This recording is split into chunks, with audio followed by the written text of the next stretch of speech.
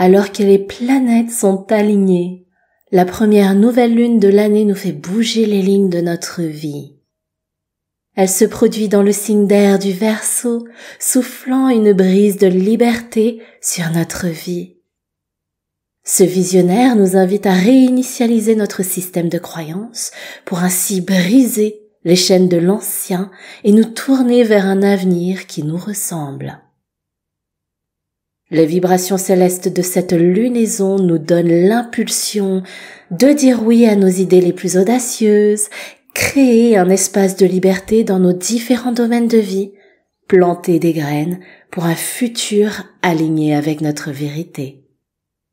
En plus, elle est soutenue par la dernière passerelle du grand portail énergétique du 111, puisqu'elle se manifestera le 29, donc 2 plus 9 est égal à 11, janvier, premier mois de l'année 2025 à 13h33, heure de Paris. Et cerise sur la chantilly, c'est ce jour-ci qu'une grande partie de la population mondiale célébrera le nouvel an lunaire chez le serpent de bois. Cette première nouvelle lune de 2025 est le moment propice pour poser des intentions qui reflètent vos rêves les plus grands. Sous l'influence du Verseau, ce qui semblait impossible devient réalisable.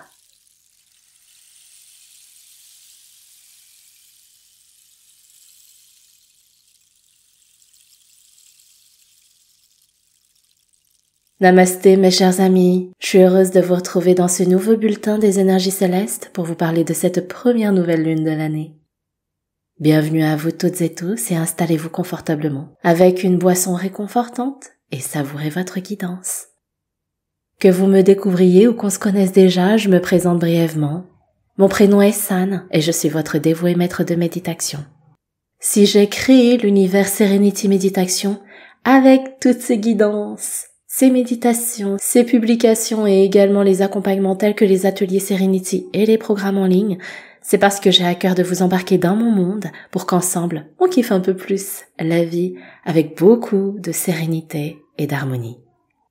Et à l'occasion de la nouvelle lune, si ce n'est pas encore fait, sachez que je vous offre le calendrier lunaire de 2025 pour suivre les énergies célestes et savoir à quel moment pratiquer vos rituels. Et puis j'ajoute que, lors des nouvelles lunes, on pratique très souvent des rituels de manifestation.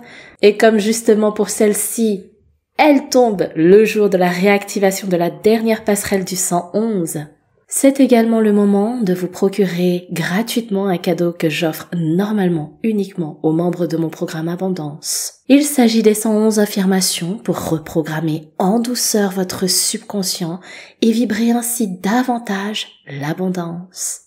Vous obtenez un livre avec les 111 affirmations et un audio pour les répéter avec moi. N'hésitez pas à les télécharger, c'est cadeau. Et mes amis, n'oubliez surtout pas de soutenir votre chaîne en la likant, en partageant avec vos proches et surtout en vous abonnant, tout en activant la cloche de notification pour être informé des prochains contenus. C'est une façon aussi d'exprimer votre gratitude pour qu'on vibre tous ensemble une belle énergie collective. Bien, il est temps de commencer notre épisode. Prenez vraiment le temps d'installer votre espace avec éventuellement des pierres, des cristaux, une bougie, de l'encens, si vous le sentez, si vous le voulez. Et encore mieux, vous pouvez même diffuser des huiles essentielles et vous préparer une boisson réconfortante. Je vous fais un petit rappel, mais des plus importants. 2025 est une année où 4 planètes lentes vont changer de secteur, à savoir Jupiter, Saturne, Uranus et Neptune. Pluton a déjà fait son installation en Verseau depuis 2024 et il restera pour les 20 prochaines années. Concrètement, quel est l'impact et qu'est-ce que ça signifie? Les énergies vont bouger, ce qui va provoquer des changements, et qui dit changement, dit bouleversement, le temps de s'adapter à la transition et de trouver un équilibre. C'est un phénomène rare qui est intéressant à exploiter pour vous amener vous aussi à faire cette transition avec un éveil de conscience qui finalement vous permettra de mener la vie que vous désirez plutôt que de la subir. Ces mouvements énergétiques nous invitent à repenser, à redéfinir nos besoins, nos valeurs et notre quotidien. C'est véritablement une opportunité de laisser derrière nous ce qui ne nous sert plus et de nous aligner avec nos aspirations profondes. Et ce cosmos qui se réinitialise a commencé avec le changement de l'axe des nœuds lunaires dont j'ai parlé dans le bulletin des énergies célestes dédié à la pleine lune en Cancer. On continue sur ce chemin avec la première nouvelle lune de 2025 qui se manifeste donc en Verseau mercredi 29 janvier vers 13h33 heure de Paris. Les nouvelles lunes sont un merveilleux portail énergétique qui nous offre cette chance de renouveau, de recommencement avec cette énergie, cette sensation de vouloir s'élancer vers de nouveaux projets, de nouveaux horizons. On prend le temps d'introspecter pour planter de nouvelles graines, les fameuses manifestations.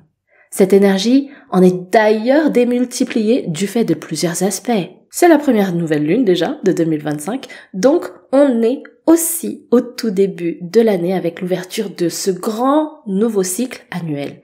Et puis je l'ai déjà évoqué, c'est la dernière passerelle énergétique du 111. Et le 1 en numérologie vibre cette énergie aussi de renouveau, de renaissance, de top départ, puisque c'est le premier nombre qui ouvre le bal du cycle en numérologie. Concernant l'archétype du Verseau, il est plutôt extraverti, indépendant tout en aimant le collectif et l'humanité. Il est créatif, très curieux, original, ce qui lui confère cet esprit d'innovation et d'avant-garde. Signe d'air, et non, ce n'est pas un signe d'eau, c'est bien un signe d'air. Il apporte ce vent de renouveau, il regarde vers l'avenir, il a l'esprit tourné vers les nouveaux horizons à découvrir. Il aime explorer, apprendre pour ainsi créer et innover. Il est audacieux, il s'affranchit des codes de la société pour honorer sa valeur de liberté. Il a une très belle vivacité d'esprit à vouloir d'ailleurs se lancer dans plein de nouveaux projets en simultané. Le Verseau est un signe d'air qui ouvre la porte du champ des possibles, surtout qu'il est du genre à aimer l'inconnu. Être dans la prise de risque est sa zone de confort confortable. Il a tendance à rapidement s'ennuyer et a ce besoin d'être très souvent stimulé. Mais attention, il est nécessaire aussi de passer à l'action et rester focus pour aller au bout des choses.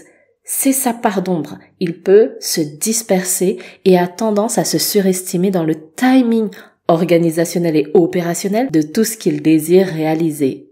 Attention à ce qu'on appelle le syndrome du shiny object, ou en français, l'objet brillant. Ça signifie qu'à chaque fois que sa curiosité est éveillée, il est très enthousiaste et il a ce grand désir de s'élancer, manquant de ne pas aboutir ce qu'il a déjà commencé à entreprendre. C'est ce qui peut le frustrer et lui faire abandonner beaucoup de choses. Pour vous illustrer ça, c'est un peu cette image du soufflet qui gonfle et s'il est mal préparé, il retombe. On peut très bien refaire le monde et se faire plein de plans magnifiques sur la comète.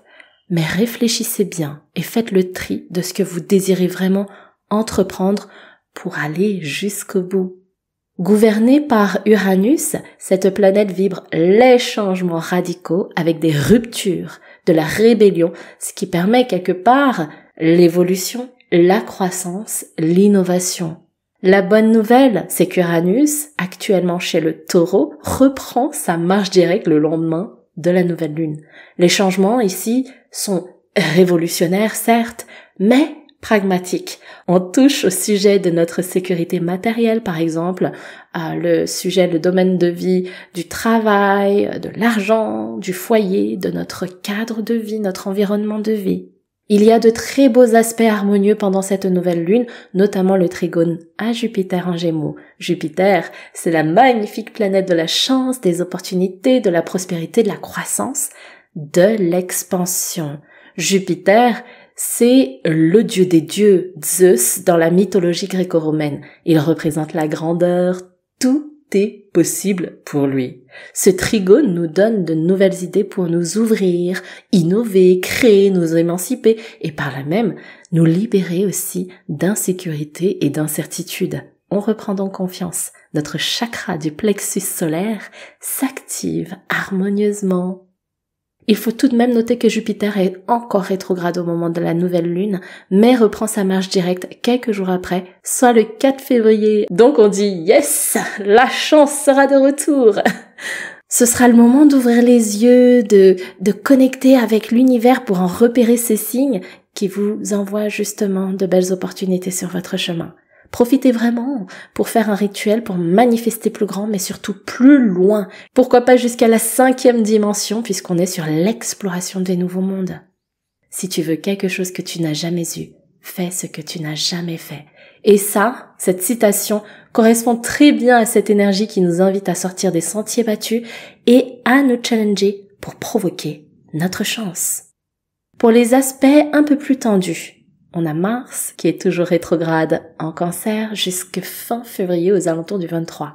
Les énergies nous disent action, mais pas précipitation. Jupiter nous fait un énorme clin d'œil favorable, mais Mars rétrograde nous rappelle que la patience est une vertu. Alors oui, lancez-vous dans de nouveaux projets, mais établissez un plan d'action qui soit réaliste, fixez-vous des objectifs qui soient atteignables et qui vous enthousiasment, qui vous enchantent, et avancez pas à pas, savourez le chemin sans vouloir brûler les étapes. Petit rappel, quand on a une planète rétrograde, ça signifie que son énergie est comme mise en pause. Mars, c'est la planète de la conquête, de la guerre, de l'action massive. Elle n'est pas très à l'aise chez le Cancer, qui est intuitif, hypersensible, rêveur.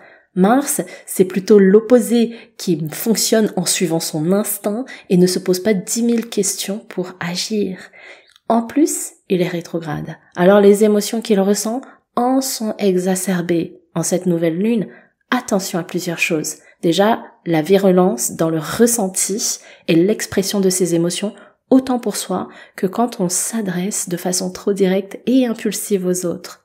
En plus de ça, on a envie de passer à l'action. On veut profiter de ces belles énergies de renouveau, de ce bel élan. On veut faire plein de choses, mais on sent que ce n'est pas vraiment fluide. On a l'impression de devoir forcer, de faire des efforts et de devoir se battre contre soi-même pour faire respecter notre volonté à nous-mêmes. Et j'ai envie de dire que ce n'est pas plus mal. Arrêtons d'écouter la petite voix de ce mental qui nous retient en arrière, qui nous garde dans cette zone de plan-plan et qui nous raconte, qui fait tourner en boucle des histoires pour nous conforter dans notre bullshit, je vais dire ça comme ça. Et oui, dans la vie, il y a des efforts à faire. Eh bien, c'est le moment de faire cet effort, de révéler des ressources en nous pour déployer cette force qui nous mènera à la réalisation ou en tout cas à l'avancement de nos projets. C'est ok si c'est pas fluide. C'est ok si c'est une période un peu plus difficile. Mais si on veut vraiment, autant choisir d'y aller avec cette tension plutôt que de rester dans cette résistance intérieure dans laquelle on souffre et on se pose 10 milliards de questions. Et j'ai aussi cette lecture qui me vient très intuitivement, c'est que c'est pas un hasard si Mars en Cancer nous bouleverse émotionnellement. On a envie d'avancer vers nos manifestations, ok.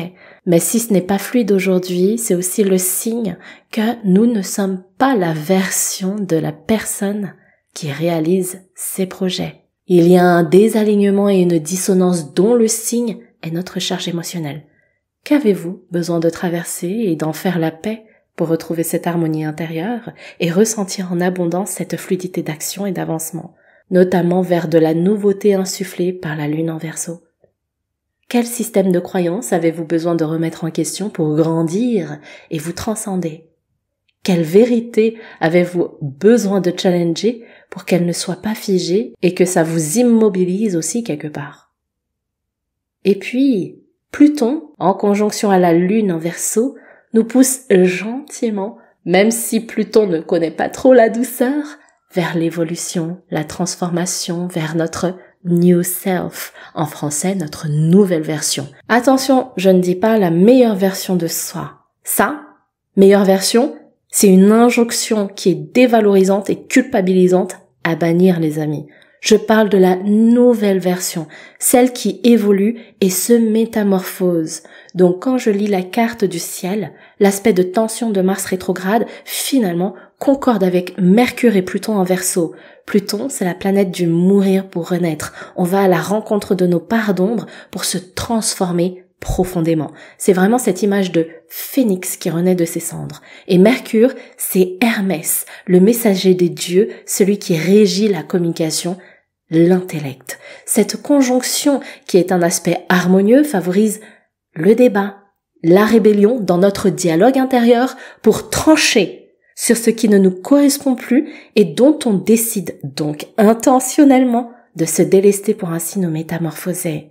On grandit grâce à ces aspects pour devenir cette fameuse new self, nouvelle personne, nouvelle version de soi qui donne vie dans la matière à ses projets de cœur. En cette nouvelle lune, ces aspects nous poussent à faire une belle purge de notre monde intérieur pour nous libérer. Osez penser différemment. C'est le moment propice pour faire votre révolution personnelle. Si jamais vous avez des idées différentes qui vous traversent l'esprit ou bien des propositions inattendues, au lieu d'être dans la résistance et de répondre trop rapidement avec éventuellement de la peur, demandez-vous, et pourquoi pas, avec Mercure en Verseau, ouvrez votre chakra du cœur et votre chakra du troisième œil pour tester de nouvelles approches. Bouleversez vos habitudes, prenez de nouvelles directions et soyez à l'aise avec l'inconnu et la prise de risque. C'est ça vraiment qui va vous offrir un bon quantique et de très belles opportunités, de nouvelles portes vers cette direction, vers cette nouvelle version de vous. Et ce n'est pas fini. On continue encore avec un autre bel aspect, c'est la conjonction Neptune-Vénus avec le nœud nord en Poisson. Ici, ça concerne les relations et notre façon de les réviser, que ce soit en couple, avec les enfants, les collègues, la famille. Comment pouvez-vous assainir et renforcer vos relations, leur donner ce coup de boost de renouveau? Les relations humaines sont des ressources clés pour nous soutenir, avoir des partages essentiels et vivre des émotions sublimes de notre humanité. Ça nous sert à grandir ensemble et à kiffer la vie. Avec ce très bel aspect, ouvrez grand votre chakra Ajna, le troisième œil, pour être davantage à l'écoute de votre intuition et choisir de co-créer avec les personnes qui vous sont chères. Soyez dans l'ouverture du chakra du cœur aussi pour vraiment écouter vos proches bien au-delà des mots. Partagez également vos ressentis sans peur du jugement. Ayez cette liberté d'être vous et de vous défaire des conventions de la société. Voilà les amis pour cette guidance dédiée à cette première nouvelle lune.